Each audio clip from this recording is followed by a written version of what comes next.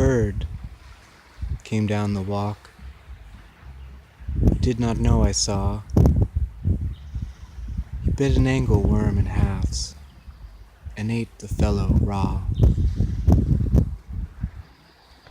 He drank a dew from a convenient grass, then stepped aside to the wall to let a beetle pass. He looked around with narrowed eyes that hurried all abroad. They looked like frightened beads, I thought. He stirred his velvet head. Like one in danger, cautious, I offered him a crumb, and he unrolled his feathers and rowed him softer home.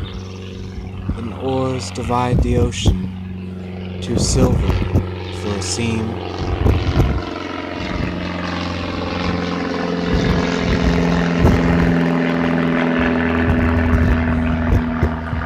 Where butterflies off banks of noon leap plashless as they swim.